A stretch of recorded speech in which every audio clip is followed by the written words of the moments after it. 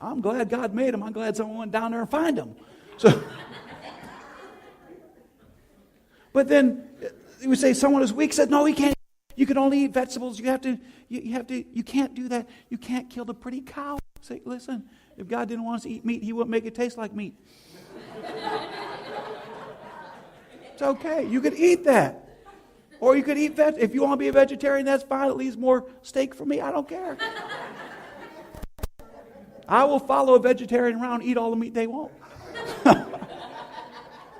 It's okay. If you want to eat just vegetables, God bless you. If you want to eat meat and only meat, that's okay. You eat. Is that something to divide church over? No. It's not. It's not. It's really not. Matter of fact, when you research a little bit, you find out it doesn't seem like a big deal. Get a group of people together and they go out for pizza, and all of a sudden you have a vegetarian with you. And they say these words. Oh, I don't eat meat. What the heck are we going to put on pizza? Oh, broccoli, olives, cheese, and onions. No pork? They look at you like you killed a grandma when you mention pork. Listen, the solution is this: just get 2 pizzas. You can have the vegetarian one. I'm eating the meat lovers. Every meat you got, put on there. That's what I'm eating.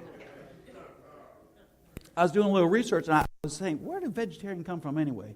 And I found out it's actually a Native American word. It means bad hunter. So,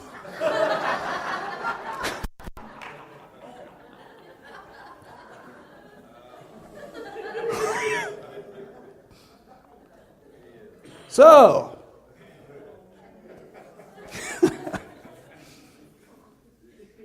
I know.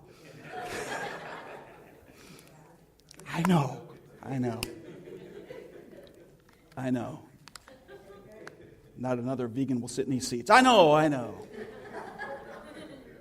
All kidding aside, you can have difference of opinion in your food selection and still worship right alongside each other. You can.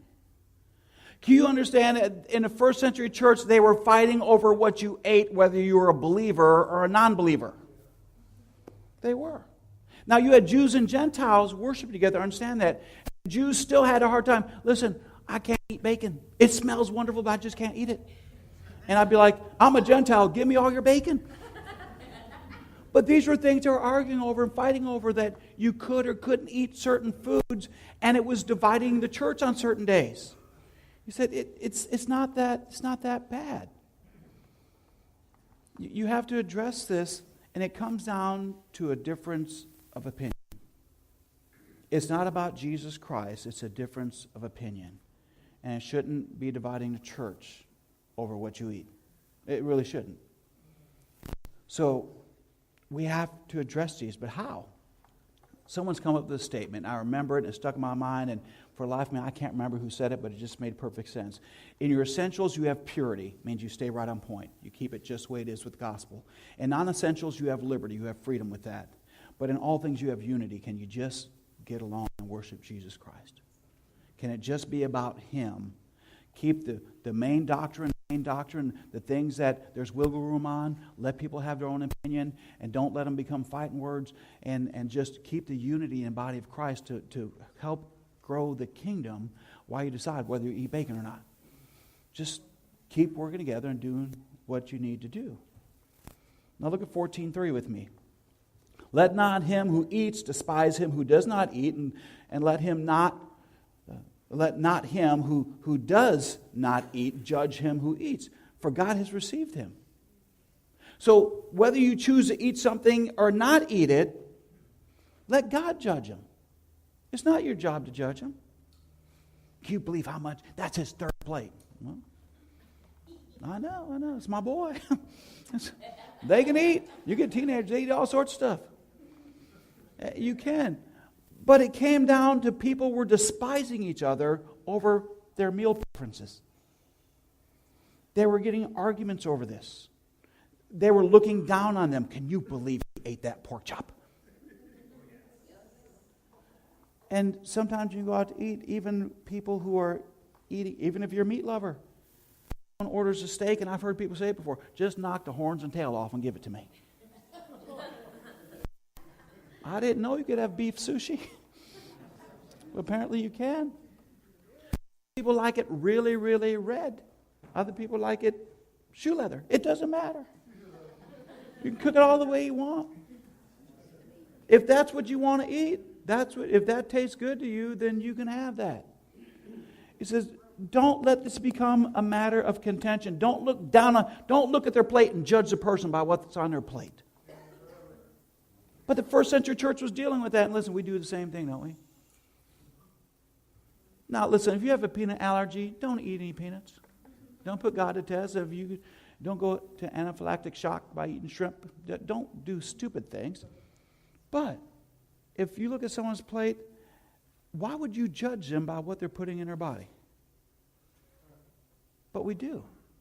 Do you understand? We judge people a lot by looking at them, looking at what they're wearing, looking at eating, looking at how they wear their hair, whether it's long or short, clean-shaven, whether they have a beard, whether they have tattoos or no tattoos. We judge people all the time by things that really are not gospel-centered. And Paul said, you need to cut it out. You need to cut it out. Why don't you just focus on Jesus Christ and do what He wants you to do and worry about you and let them worry about them, and you just focus on Jesus, let them focus on Jesus, and you guys can get along just fine. If Jesus is at the center, you'll be okay. If He becomes off-center, you start looking at other issues other than gospel issues, you're going to fight and destroy and devour one another, and it's not going to do any good for the glory of God. You'll feel better about yourself. So you say, where are all those people at? Oh, they're at the other church that just loves everybody. Oh, you can eat anything you want there. It's a wonderful church. You know, when it comes down to it, I've seen people quarrel over non-essentials, and it's silly. I've seen people get bent out of shape over non-biblical issues, because some of us can be quite opinionated. Right? We can. But once again, if it's not a gospel issue, is it that really big of a deal? It shouldn't be. It can. It become enough to divide a church right down the middle. Romans 14:4. Who are you to judge another servant? To his own master he stands or falls in. Indeed, he will be made to stand, for God is able to make him stand. You know Paul's saying that? Just remind yourselves a minute. Whose servant is he? Your servant or God's servant? If he's the servant of the Most High God, then let him alone. God will deal with it. Listen, if God's not pleased with it, God will deal with it. Right? Who are you to judge someone else's servant? If he is serving God and you're not over him, then what are you worried about it for? Why does it keep you up at night? Why are you angry about it? Why are you talking to other people about this person over what he's doing, what he's eating, what he's drinking, what he's wearing, when he has to give an answer to God and God alone? What business of it is yours, really, if he's not your servant? See, Paul just kind of put it in perspective there, didn't he? He reminds us, let God judge him in that. See, he has to stand and give an account to God one day, and so do you. So you worry about what you're doing, let them worry about what they're doing, and just make sure the gospel gets heard in the process. Make sure people hear about Jesus Christ, that he loves them. He died on the cross for sins. He rose from the dead on the third day. And if you trust in him by faith, you can be born again. And one day he's coming back and you need to be ready. Why don't they just hear that message and stop wondering how much bologna you have on your sandwich? Because it's all a bunch of bologna if you worry about other things. Look at 14:5. Then he goes into days. Not only were they fighting over dietary needs, they were fighting over the days of the week. One person esteems one day above another, and another esteems every day alike. Each one should be fully convinced in his own mind. It's a matter of personal opinion. Right now we have people say, well, you can only worship on Saturdays, and you can only worship on Sundays. Well, why don't you worship Saturday and Sunday, be done with it? Matter of fact, why don't you worship God every day? Why don't you worship 7 days a week? Why don't you wake every day, start praising God and serving Him? Why don't you worry about Him and giving Him glory and honor and praise instead of wondering what day of the week do we do it on. Amen. How about any day that you breathe, you get up and start worshiping God? Why don't you live for Him every day? Every day be church. By the way, if you want to give offering every day, we don't mind. So, you can give Saturday and Sunday. We can put an end to that. You'll choose one after that. You'll choose one. I ain't double tithing nobody. But they were arguing over what day of the week. Well, the Sabbath is the day we've always worshipped on. They say, yes, but the Lord rose on Monday, on Sunday. It's Sunday, right? He rose from the dead on Sunday. It's the first day of the week. So they were arguing over, do we still worship on the Sabbath or do we worship on the day He rose from the dead? Paul says both. Just worship Him. Quit arguing when you worship and just worship Him with all your heart, your mind, your soul, and your strength. And stop worrying about what other people are doing. You worry about what you're doing with Him. You worry about you and your relationship with Him. And stop worrying about what everyone else is doing. That's none of your business. They're not your servant. They're His. If He doesn't like it, He'll deal with it. If He doesn't mind, then leave them alone. Because they don't have to give an answer to you. They have to give an answer to Him. He goes in 14:6. He who observes the day observes it to the Lord. He who does not observe the day to the Lord, he does not observe it. He who eats, he eats the Lord, and for he gives God thanks. And he who does not eat to the Lord, he does not eat and gives God thanks. It's a matter of personal preference. What they eat and what day they worship on. He says, why is this dividing the church? How come you're not this animated over the gospel? You'll fight over food, but you fight over faith? You'll fight over these other things, but these core beliefs, you'll let people come in and teach you anything you want, and you're okay with that? But you want to fight over the coloring of chairs, you want to fight over pork chops, you want to fight over what day of the week, you want to fight over all these things that don't matter. Cut it out. Cut it out. Put Jesus in His place, worship Him, and keep your mind stayed on Christ. So that's what we need to do. He goes in 14:7, none of us lives to himself and none of us dies to himself. So he's not, listen, it's not about you. It's not about them. It's really about Him. If you are the biggest part of that equation, then maybe it's idolatry.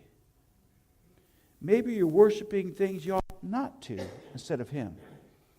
Okay, if you think you got it all figured out and everyone else is wrong, you're probably more wrong than you think. God bless you.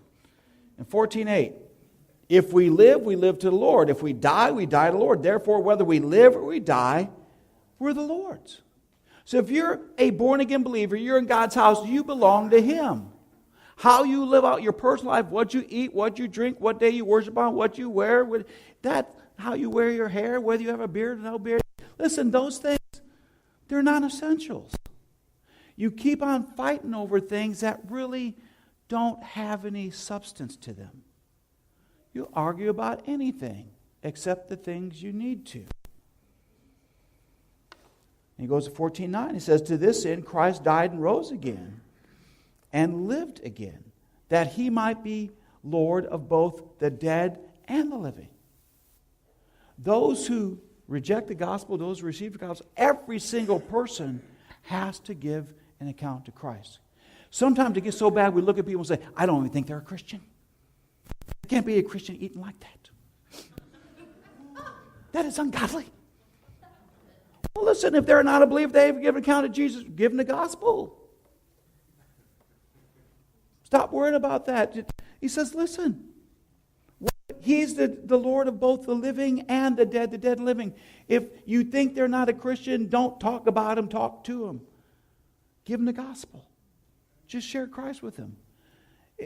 But He's going to judge the living and the dead. Every single person has to give an account for their own life to Jesus Christ. Every single person. You don't have anyone coming to you give an account to you. So don't worry about it. See, they don't have to go through you to get to heaven. Right? You're not that important, and your opinion doesn't matter that much, although you think it does. It really doesn't. Looking forward